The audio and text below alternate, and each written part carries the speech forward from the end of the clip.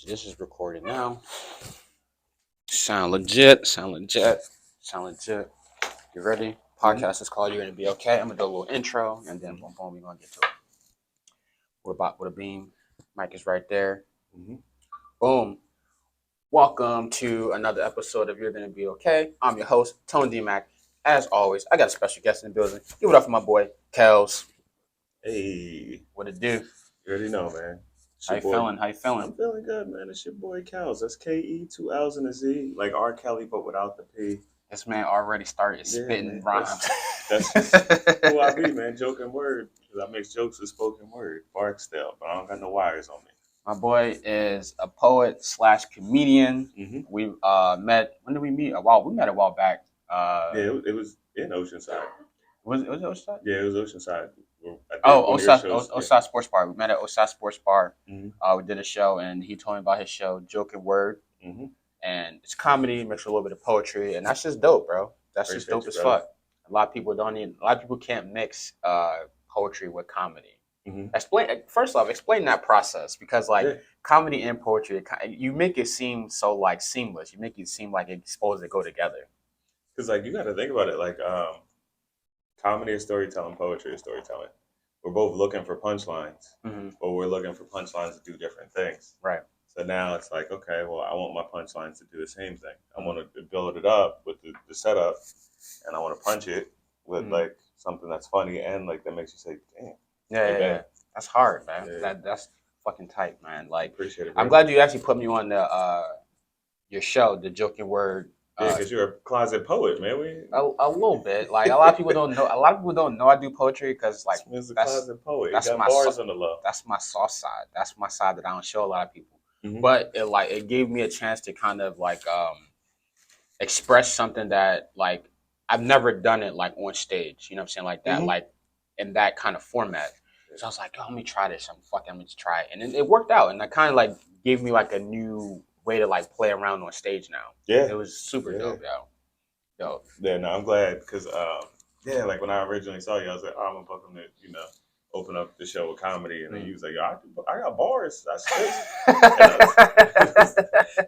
was like, all right, and I didn't think he was gonna do it, and then you ended up doing it. It was the perfect blend to the show. Yeah, dude, that's awesome though. So, when did you start doing? Did you start doing poetry first or comedy first? All right, so I actually I started trying to rap first, but this was back in high school, right? And I didn't hit puberty yet. So my voice, nobody could take my voice seriously. So I was on MySpace writing, doing battle rap on MySpace. So first of all, he said MySpace. For all you youngsters that don't know about MySpace, that is the best social media platform of all time. You heard it here. We can get into it. Yeah, you heard it here first. Best social media platform of all time. But continue. Yeah, bro. Because we used to have our top 8. We get to show our best friends. Yeah. The shorty we was talking to at the time. Oh, you put her to number 1. You feel me? My number 1 friend. You feel me? That's how you knew. That's a shorty right there. Oh yeah, that's a shorty. She's number 1 on the top 8. It was real. You changed your background music, but I was going to forums and spitting bars. So I was from the suburbs too, and I didn't hit puberty, so I couldn't talk about shooting people. It wasn't gonna work. So I was typing it out. I was giving caps on lock. So all caps. Yeah.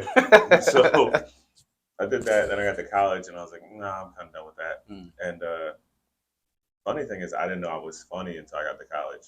Word. Yeah. So my boys wanted to make a skit. They wanted to do Day 26, making the band. And I was like, that's the wackest idea ever, right? Can't say what I said back then because it's different climate. Yeah. Yeah. You might get canceled. You know what I'm saying? Yeah. You might get canceled. Yeah. So I was like, that's the wackest idea I ever heard. And then they was like, no, we want you to play Diddy. And I was like, that's terrible. And I ended up doing it, and it was a hit. So then next video, we made another one, and it was a hit again. And I was the funniest person again. Then we did another one. It was called the dunk contest, and black people, when somebody walks under an overpass, whatever, you dunk on them. Yeah. So we had a competition who could have the best dunks on people like that, and then I had the funniest dunk and I had the funniest interview. Yeah. So it was just I'm actually might be funny. All right, let's try this out. So then eventually I got into stand up, and now I'm gonna tell you how I got into poetry. So like we did a show, me, my mentor at the time who was a poet, and like I was just going to poetry shows. I didn't know anything about comedy clubs or comedians. I didn't know we were out. Where was this at? outside. This was in Jersey. Jersey, okay. Yeah, this is in Jersey. So East Coast. yeah. Different breed out there. Different breed. Yeah, I did the show, and my mom and my two little cousins were in the crowd, and I'm bombing my life away. Oof. Yeah. Or doing poetry. No, doing comedy. Yeah, with a bunch of poets in the room. They're bombing my life away. And everybody starts walking out the room. Yeah. One by one by one. A room of like 40 people is left to just 3. My mom, my little cousins. It's the worst feeling ever. Even my mentor, the host, left the room. And I was like, yo, I got bars for these niggas, man. I can rap. Yeah. I used to rap. And like my first couple poems is like me like really aggressive and like really, I was like, oh, there's a message in this. And like, yeah, started doing poetry then. And so you was bombing. Yeah. On stage. He's like, you know what? It's not working. Let me just throw some poetry out. Well, nah, it was like they thought they was so cool at their poetry stuff. And I'm like, I got bars better than them. I can spit better than these people. Yeah. I was like, hold on, let me get these people some bars. That's hard. I was still doing comedy, but I was like, nah, I'm a bar up too. Yeah. They think they doing something. You'll set him a bar up. I'm a bar up. Like how I started doing poetry, it's like I'm a big fan of battle rap. Me too, dog. I love battle rap. Me too. Like it's something I can just watch battle rap and like they be so aggressive and I'm like, these niggas is actually poets. You know what I'm saying? Yeah, like that. yeah. So it's like something I want to try. So it's like I always wanted to like I don't know if I want to get in a ring and spar with somebody that's an actual battle rapper because like but I want to try to be like, you know what, let's get out there and let's, put some bars out there. So I originally was like I started like writing in high school, same way I started writing like raps in high school. And then me and my friend we did a rap song. Okay. And that's kind of how like I started with like the whole like rapping, Yeah. I'm not a rapper by any means necessary, but I do like the process of like writing and like to dabble in it. Yeah, like, yeah. Comedians are like, we'll mess with rap, and then rappers be like, oh, I could be a comedian. I'm funny. It's not the same. It's not the same, but we both try to do it. Like we both try to switch sides and all that. Like R&B singers and rappers, they do the same thing. Like R&B singers be like, I got some bars, and some rappers try to sing. So yeah. Less heavy auto-tune, but some niggas cannot sing. Some niggas cannot sing, but even still, like it's cool how it's like we mix it inside of like our comedy. Like that process is like it's mind-boggling to think like you can still be funny with poetry. The first one I wrote, I wasn't even trying to write it to be funny. I was writing it as like, you're a writer, so you get this. Like I was writing it as like a warm up.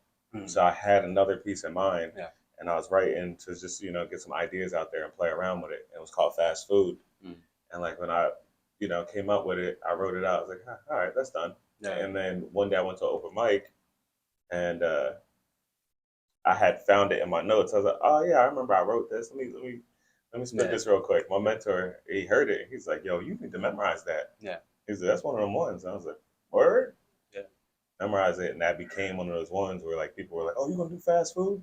And even when I didn't want to do it, people was like, yo, you want to do it? I'm like, I got other stuff, y'all. Like, they find the one that they like, you feel me? That's the one you got to stick with. Like poetry and comedies. It's too, it's like being in a throuple. Let me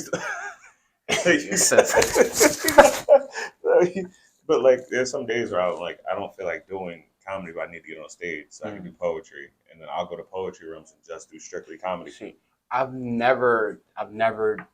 to poetry shows, but I've never done poetry like in a poetry room. So I've seen it, like I've been to a poetry show, but I've never done it because I was like, well, I'm a comedian, so it's just like it's weird to kind of like you go to a poetry show, but you change the energy in the room because it's like comedian and poetry is two completely separate things. But like when you mix it together, it's like, okay, that's dope. But if you come in there and start just throwing out jokes and you start bombing, you're like, oh God, you know what I'm saying? Oh man. The thing about poetry crowds, I started with them. Like before I knew what a comedy club was, and that I knew that like amateurs could go there, I would go to poetry shows, and like poetry audiences, they listen.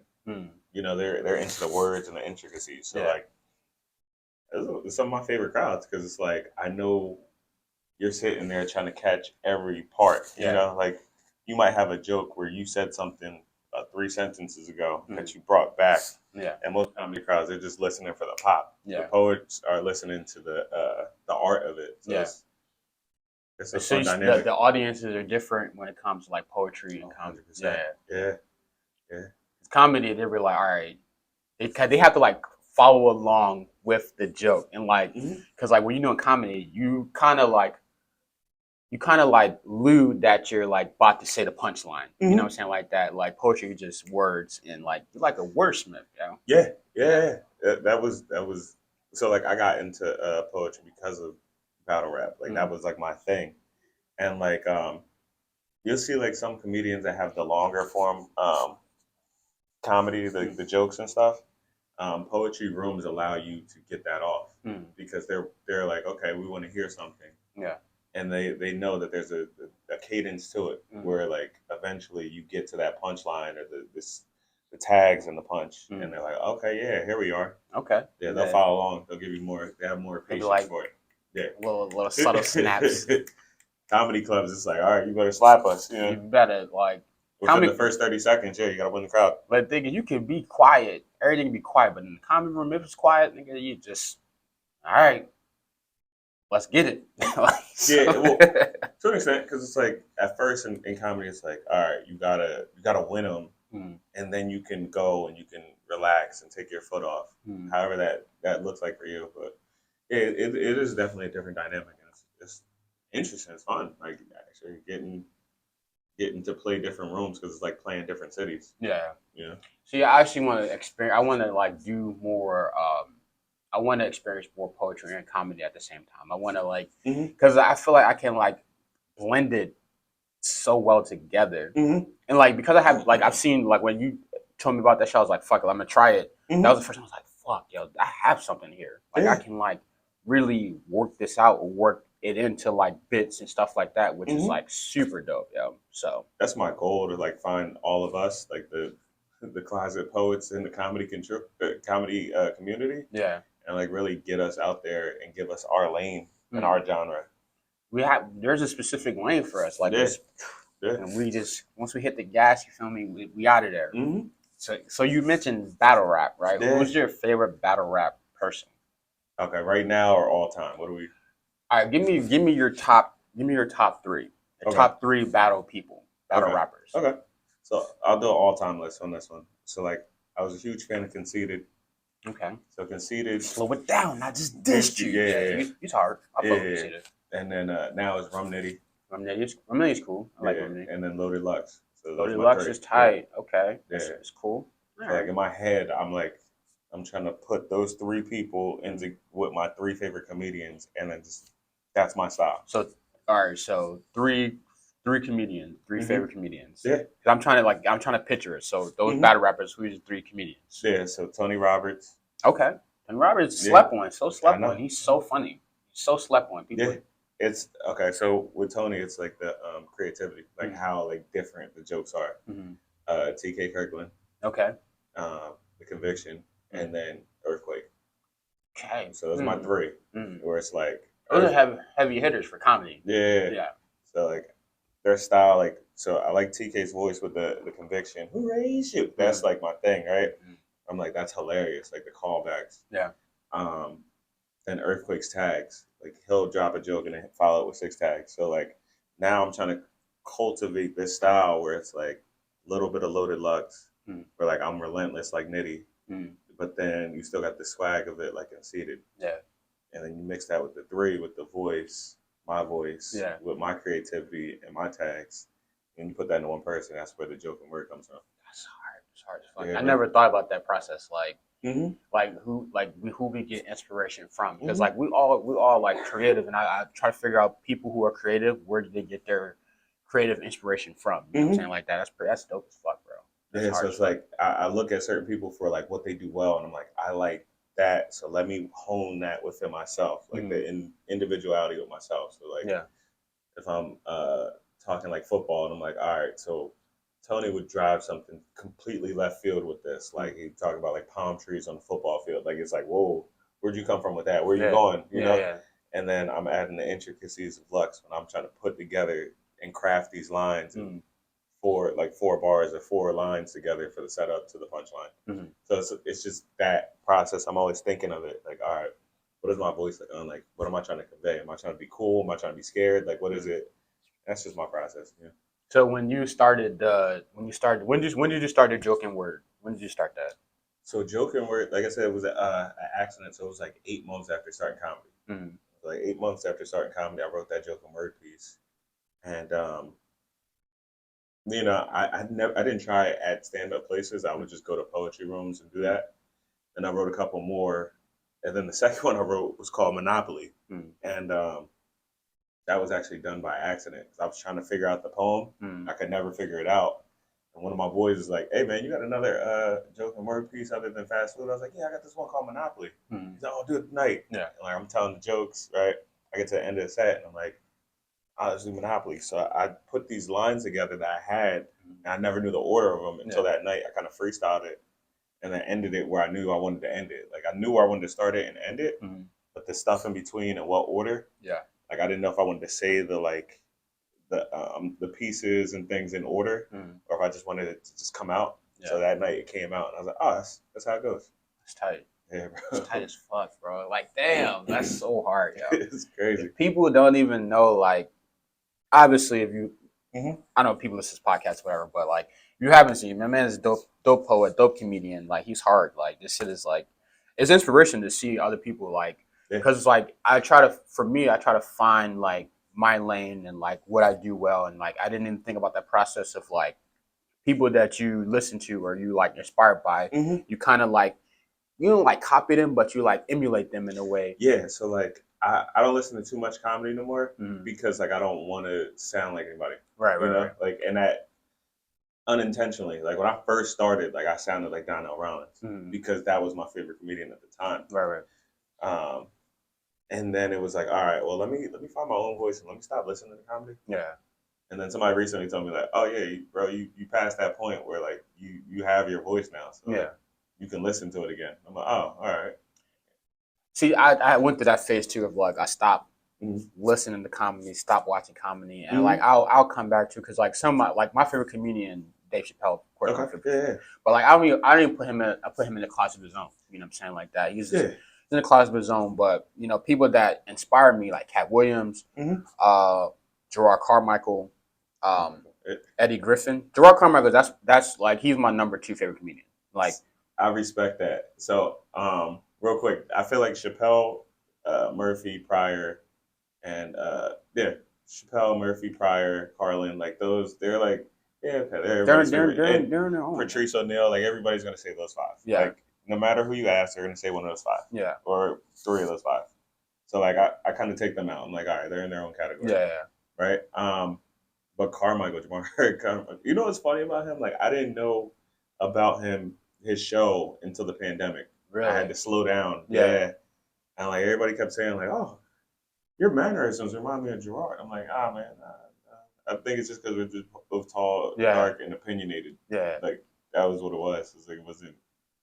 Yeah, not like, dude. He's a beast though. He makes me. I like his process when it comes to stand up. Like the way, like I've learned from him, like slowing down the jokes and like stage presence and like leaving room for like the audience to like let the joke sit with them before you go into your next bit. Because like he'll even comment on certain things. He's like, I left the room alone, and y'all didn't even do an applause break, and it was just like, son, nobody does that, yo. Like nobody does certain things that he does. I'm like, yeah, you'll see little nuances. Like one person that taught me stage presence was out in LA. Just watching him, I watched him twice, and I was like, oh, that's crazy. R.I.P. though, Teddy Ray. Yeah, Teddy like, Ray. I saw him in person, right? Like one time he's like headlining, he tells a joke, and then he kind of stops, looks down at his feet, picks up a business card, and everybody laughs. Like he didn't say anything, he just picked up the business card, and I was like, that's crowd control, that's stage presence. Damn. And it really changed my outlook. Like I remember before, like I I used to be afraid to sit on stage and sit on the stool. Yeah. Now, like, I'll sit on the stage and just make it look like real cool. Like, all right. Yeah, because it's like we kind of have to command that like stage in a sense, and when you watch certain people that have that energy, like for me, one of those people is Rick Ingram. Okay.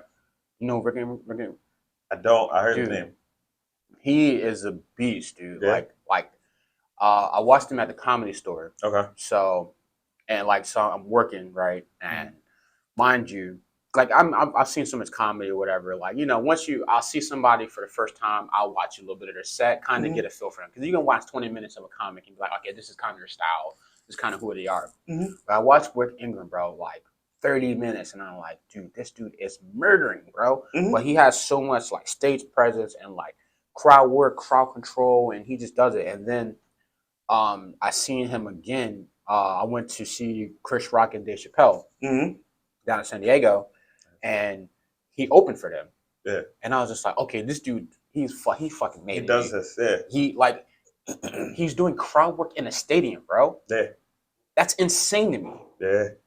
How, like, in a stadium? Because it's hard to see. Like, it's almost impossible to see. Like, bro, in a stadium, bro. That's insane behavior, bro. Like, that's how you know you mastered comedy, bro. Yeah, because, like, I remember first time I did 1,000 people, right? I realized, like, the energy is different. Yeah. Because you can feel them looking at you. Like, and that was kind of like, whoa, okay. Then I did 10,000 people and was like, all right, like, this is like, when I felt the laugh, like, you feel the force. Feel the roar. Like, yeah, like, you really feel the force of it. And it's like, oh, okay. So, like, yeah, doing crowd work in a stadium, like, a lot of people don't realize, like, that's otherworldly. Bro, I was mind boggled, bro, about like how are you doing this? Like, cause like I'm obviously I didn't have good seats because, you know, I'm in the back watching, and I'm just like watching him. I was like, oh man, I seen him at the Comedy Store. You know, Comedy Store is like 200 people, 300 people maybe. Yeah. So like, it's cool to do crowd work there, but you're doing 20,000 people, bro. Yeah, yeah. And I'm just like, and you know everybody in that stadium can't see that person that you're talking about, so you have to make it relatable for these 20,000. Yeah, it's crazy. Oh, man, dude, the concept of it, insane, bro. Like that was something I was like, from that point on, like, he's one of the guys I was like, I took something from him, like, yo, like crowd work, presence, and like how you command the stage and like you do it in an arena, bro. Yeah, it's not like it's not a closed off like box. Yeah, where everything is focused right here. Yeah, no, I know. It's like you got to be bigger than yourself in that. Dude, like I was like, I want to get there. I want to get to that point where I can like do that, because like I think the most I've done was like maybe 500 people, maybe. That's crazy. Yeah. Yeah, but it's still like, for me, like, I'm like, all right, bet. But like, talking about that roar of laughter when you get that, like, it's like a wave that you just, when it hits you, you're like, whoa, what the fuck? Yeah, it's physical. Yeah. What the fuck just happened? Like, what happened, bro? Yeah. Like, and then it's funny because like little stuff will hit. And it's like, oh, okay. Yeah. Like, this is what. Because you don't know what actually is gonna hit when you're like on stage. Like, you want this particular joke to hit, but it might be something that you do with your face or your movement or action. Because I do things on accident where I'd be like, I didn't even know I was doing that, but people like enjoyed it, and I was like, all right, cool. Like, I guess I'm gonna continue doing that. Like, one thing is I like doing is like, I like bringing a glass of wine with me on stage. Okay. And somebody was like, yo, that's hard. I'm like, what? He's like, yo, it's just like every time you were telling the joke, you was like, you had the wine glass in your hand, you were swirling it. And I was like, I'm doing all this by accident, fam. Like, I'm not even doing this on purpose. This is me being me. Yeah. I was just like, that's what it is. Like, I was telling somebody, like, we like Kanye because he's him, right? Like, whenever he goes on these tangents where like he's just like domesticated, we're like, what's wrong with him? Yeah. But when he's like doing this stuff where he's like jumping on tables and chairs and, you know, telling Taylor Swift, George Bush doesn't care about black people. Yeah. Like telling Taylor Swift, I'm gonna let you finish. Like, that's the Kanye we like. We like him because he's him. Yeah. That's the same thing with entertainers. Like, I remember when my friends were like, man, that's him on stage, and like that's the same dude we hang out with, Yeah. right? And when they said that, that was like the biggest compliment because it's like, oh, I'm not trying to act like something else, Right. like I'm not a character. I'm Yeah. really showing my life, and Yeah. if my people closest to me feel like that's who him, he is. yeah, then like the audience can feel the authenticity and the genuineness. So, right. You inspire to be authentic because most people like. I hate when I like meet people and they don't be themselves on stage. And I was like, yo, that's not even you, fam. Like, it's just like you being somebody that you're not. And it's so weird to like me know you personally. Yeah. And like, even they'll tell stories and I'm like, fam, it's not even funny, but like, that didn't happen. You know what I'm saying? Like that. Yeah. It's like, it's always that those sort of things where you don't know if something's true on stage, but if you know the person, you're like, that didn't happen. But you made it seem like it happened to the audience, you know, which is cool. Yeah. Skill in itself. Yeah. But that's when it was, fuck, dude. Have you ever had anybody like try to steal your like your bits or anything like that? Or? Yeah. Yeah. The funny thing is that was why I went the joking word like completely. Because I was like, you want to steal this? Steal memorize a poem, fam. Yeah. Like memorize the whole poem. I had somebody try to steal a line out of a poem. Yeah. In fast food, like I got a line where it's like, maybe I would respect it if you kept your legs closed like Chick-fil-A on Sundays. And I heard a comedian try to say that, and I was like, it's my shit. Like literally, my I'm shit. like, you tried to say it with the, bro, like, what are you doing? Shit. Yeah, you said it with me in the room. Like you steal so much, you don't even know who you're stealing from. And that's one thing. Like I can't respect you as a comedian if you out here stealing bits.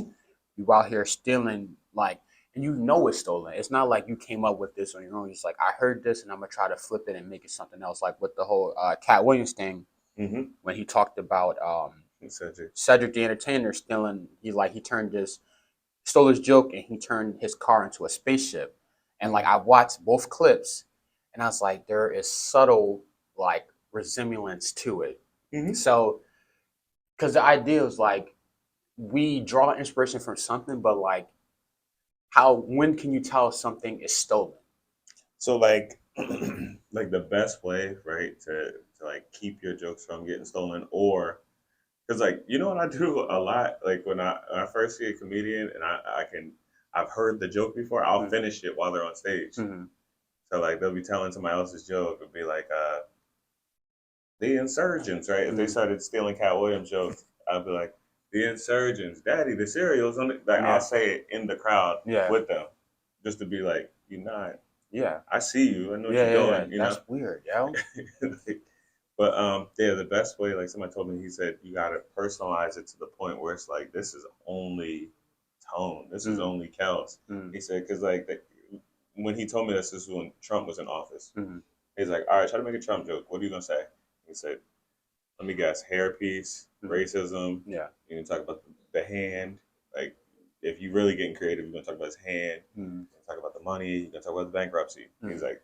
These are all things that are special to Trump. He said, now we get 60 comedians in the room. Talking about the same thing. They're going to talk about the same thing. Yeah. He said, so now you got to put yourself in every situation, or you got to put a character into every situation. So like now it's like, okay, where do you like to go?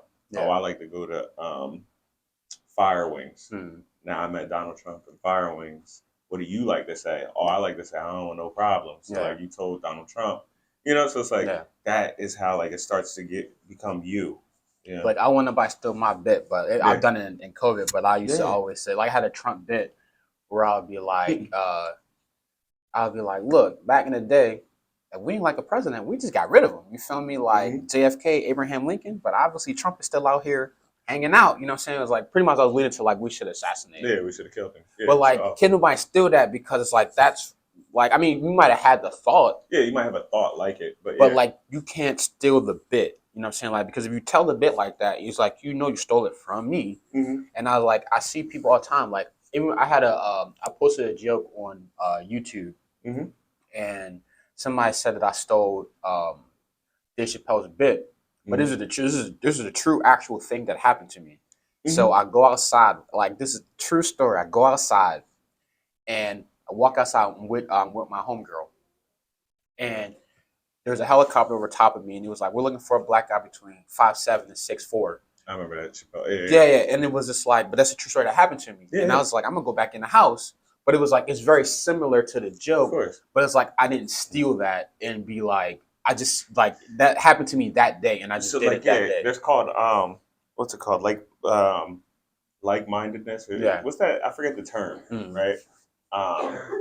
Where like people, like somebody, a comedian in Jacksonville, Florida, could have the same joke that I have, right? But the thing is to make it as tightly knitted to yourself that like it's like, oh nah. Yeah. Yeah, you had a couple things. Like me and my boy, we this is what happened with Joking Words. So like me and my boy, we had like a little falling out for a little bit. We cool now, right? I have a joke about my wife having a dream that I cheated on her, right? And we were riding in the car back from DC to Jersey, and he's like, "Oh, I got a joke like that, right?" And he's like, "But my joke is like this." So we both like knew like it's a different ending to the joke, right? Right. Got the same premise but different ending, right? Like mine was, I was like, "Oh nah, baby," like I was looking out for us because the girl in the dream had all this money and moved her in the house. And then for him, he was like, "Oh, nah, roll over. Let me sleep in your spot. That dream sound good, right?" Yeah. So then we had a falling out, and I did the joke and posted it online, whatever. He forgot like the conversation we had. And he's like, "Oh, you tried to steal my joke." And when we finally got cool, I was like, "Man, you know I don't steal no jokes." Yeah. He's like, "Yeah, that's why I was so hurt because I was like, yo, of all people, I know you really pride yourself on being different in the pen." I was like, "You gonna make me make every one of my jokes a poem now?" Yeah. Like, and it's so weird because like we might have this a similar experience, like somebody that we in the San Diego community for comedy try to say that I stole their bit, and I was just like, our bit is so, it's not even very similar because it's the same thing. We just had a joke about we're both from the East Coast. We moved to San Diego. Everybody does cocaine.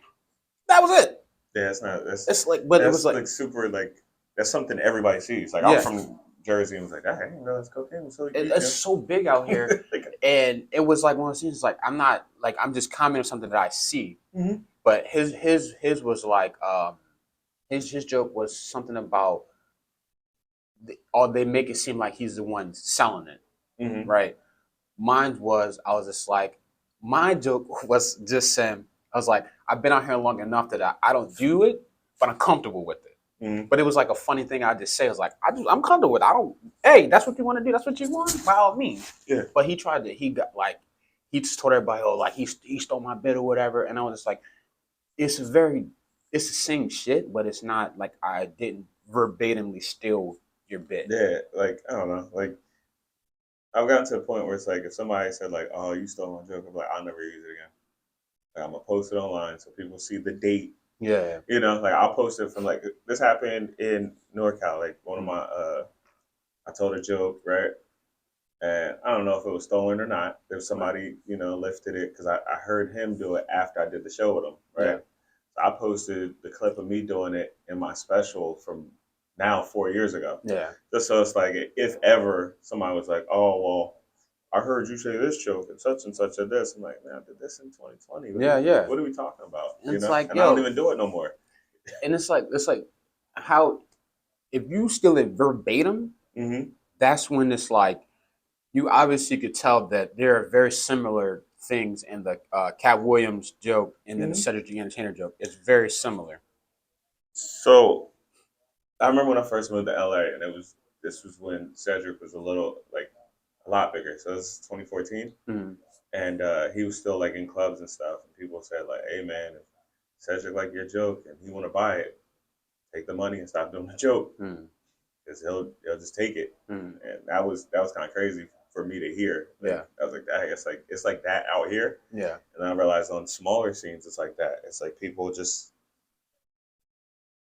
they'll buy their way to the top.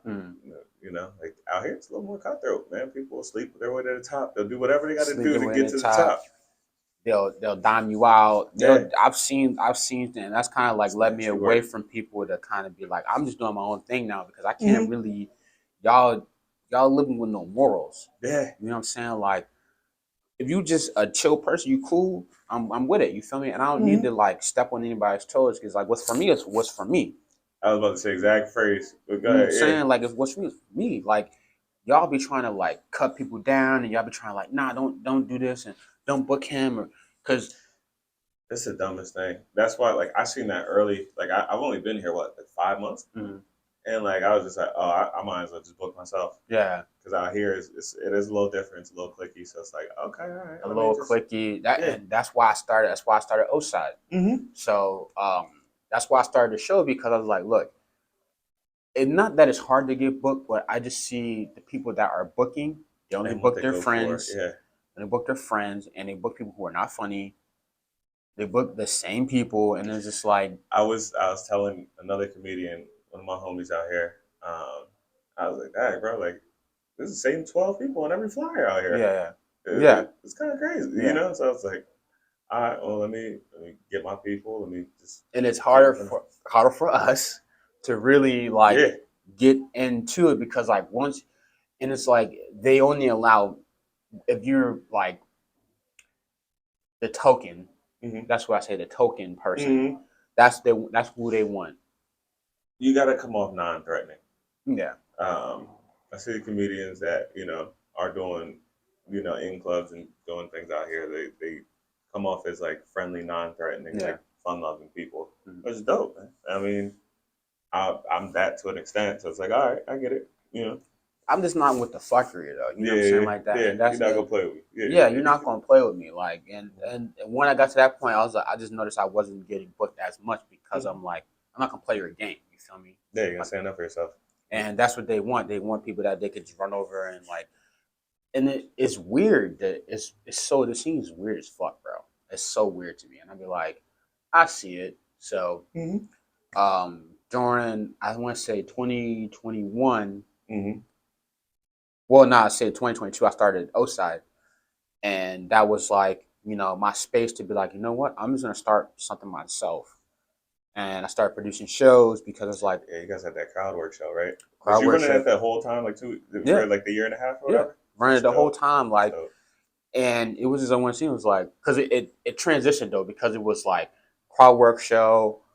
We've had like music performers. We had so Yeah, many different things because it's like for me, I like variety. you're creative. Yeah, Yeah. I like variety, and I like to expose people with like because you're not gonna get the same show twice, and that's what Yeah. it was like. Maybe I'll produce shows in the near future, Mm-hmm. you know what I'm saying again, but it was like it's a lot of work to Mm-hmm. produce a show, bro. It's so much work that goes into that people don't even see. They don't even know. They don't even know. Like you just show up, buy a ticket, and you come in, and you just think, "Oh man, this is a dope show." But the work that goes into the beforehand, Mm-hmm. that's like the mega thing that I'm like, "Fuck, this is so stressful, bro." Finding a venue, booking the comedians, make sure everybody get paid. Paid. You know what I'm Mm-hmm. saying like that, and that's the weird part about it. Yeah. People don't even see that. People don't even see that side. But I just keep it like y'all just see the show. You know what I'm saying like that, and it's cool. Mm-hmm. But Yeah, like my last show, like it was weird. I couldn't even think about being funny until I was actually on stage. but It was I like, don't like being yeah, a producer. I don't like yeah. because it's like I can't think about being funny. I can't. I have to think about so many other things. And like Mm-hmm. when I come to a show, I gotta set up. Listen, make sure sound check. I gotta make sure people are there. I gotta make sure so many different things before I even get on stage. Like, I can't even think about my jokes. You know what I'm saying? I can't even like because for me, producing me and comedy me are two separate things. Yeah. And it's like hard to get myself in that mode where I'm like producer. I'm in producer mode. Like I Yeah. don't even think about comedy. I'm like I'm just producing right now. But Mm-hmm. I'm a comedy. I just want to come in, be free, do comedy, and fucking leave. You know what I'm saying like that. And Mm-hmm. it's like so stressful, yo. Yeah, it So is. stressful. I realize it's like a necessary evil for me right now. It's like, all right, well, let me produce until I like know people out here. Mm. I don't know like civilians. Like Mm. I'm learning comedians. Yeah, Um, I wouldn't say I know comedians, but I'm kind of seeing who's who and who's like tight and who's yeah. got this.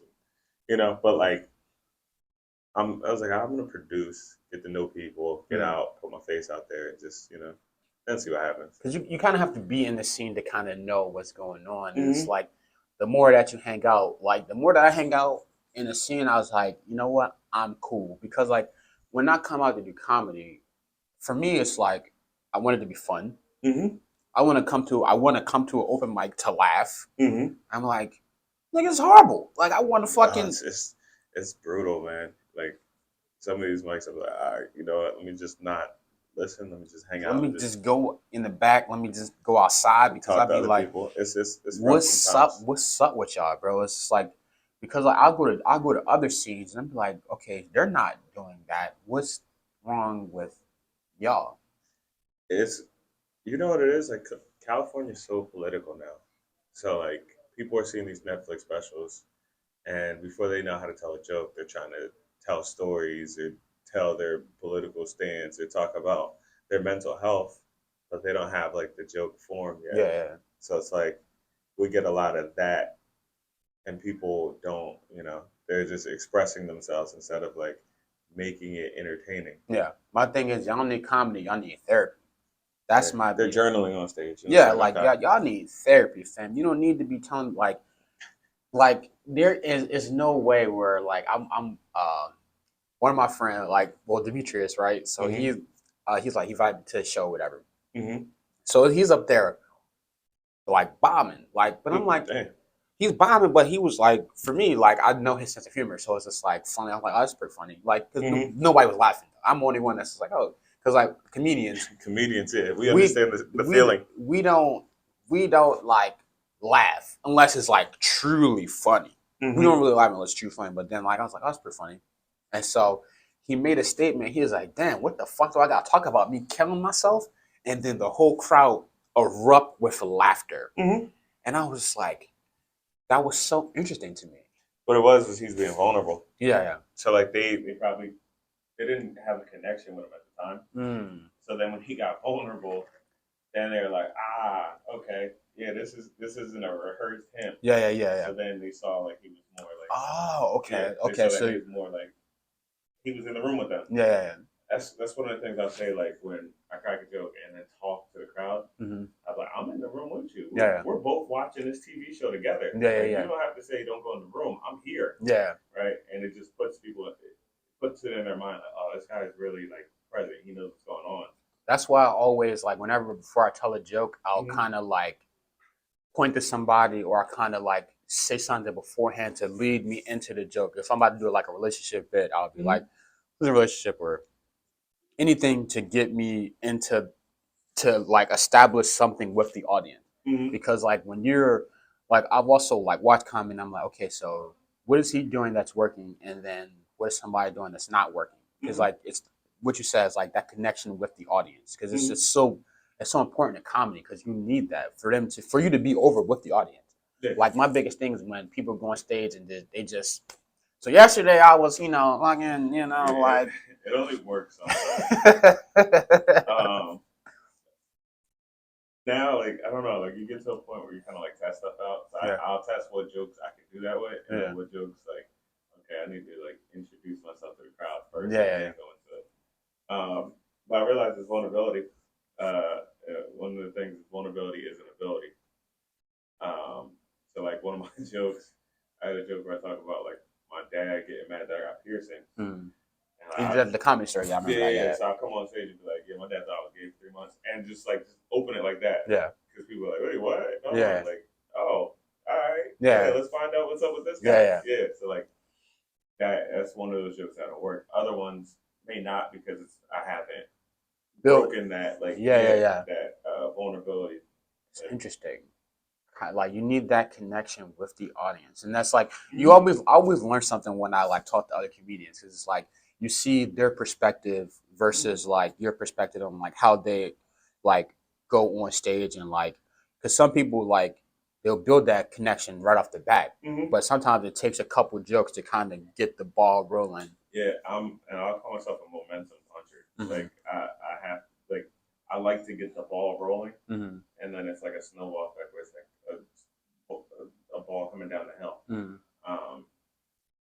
Some people like telling stories and like really slowing it down. Like I'll slow it down and get that ball rolling, and then once it stops, then I'll slow down again. So it's like I don't know. This is how I see it. But there's some people that have different styles. Yeah. I get excited hearing comedians talk about their writing process. I'm like, okay, what do you do? Yeah. Like I don't want to know what you're writing about. Obviously, I just want to know like what gets you That's one of my favorite things to do. I don't know what it is, but it came out. Like I was listening to Down and Out the other day, and I was in tears. Yeah. Just like some of the rhymes that he put together, it just cracks me up. So like I get in a silly mood. But I listen to Cam. Let's get it. Yeah. I don't. It's weird. Like mine's just like sporadic when it comes to like the process of like writing. Because like I need to do a better job of writing.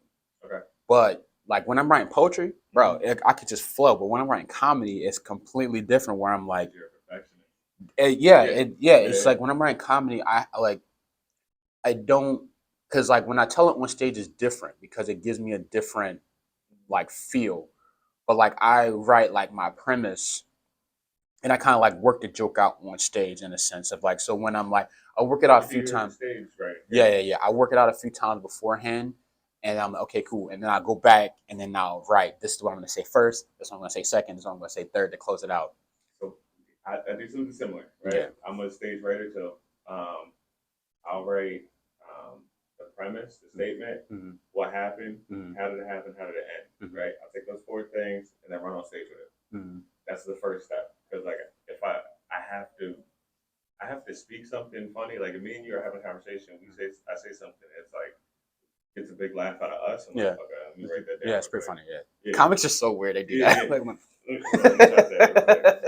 what's up with that. And then I'll put it into those 4 quadrants, like statement, and then how does it end? What happened? How did it happen? Yeah. And like, and I'll go play with it on stage. And that's how the jokes come. So like, every joke I've done that I still do is like that. It's like, oh, I said it off stage, and it's funny. Yeah. Like, yeah. That's dope. Yeah. Like that process is really dope. Cool. I think we got enough right here, right? Yeah. Fuck it. Well, shout out you. Shout out with anything you want to shout out beforehand before we get out of here. Yeah, I want to shout out. I don't know when this is coming out, but it's coming out before the show. Okay. Yeah, January 27th, Mic Drop Comedy Club. That's Claremont, Merrimack area. 10 p.m. on Saturday. So don't say, "Oh, I gotta work." No, you don't. You don't gotta fucking work, bitch. No, you pulling up. I'm sorry for it. It's all good, dog. But you pulling up. It's your podcast. You talk how you I just be like, some people be like, "Oh, you cuss too much." I don't give a. All right. I don't give. Yeah, but 10 p.m. Mic Drop Comedy Club, January 27th. Be there. Or continue with your life. Continue with your life. Come and get these joking words. Yes, facts. Because you need them. You need some laughing in life. You need some poetry in your life. You need what else do people need? Need the vibe, man. Need the vibe. Chill out. Yeah. Need to chill out. You're gonna be okay. Remember that. Yeah. That's all. And I've been the host as always, Tone D Mac. I'm doing some shows. Just follow me on Instagram. Follow Kels on Instagram. Put your Instagram on here.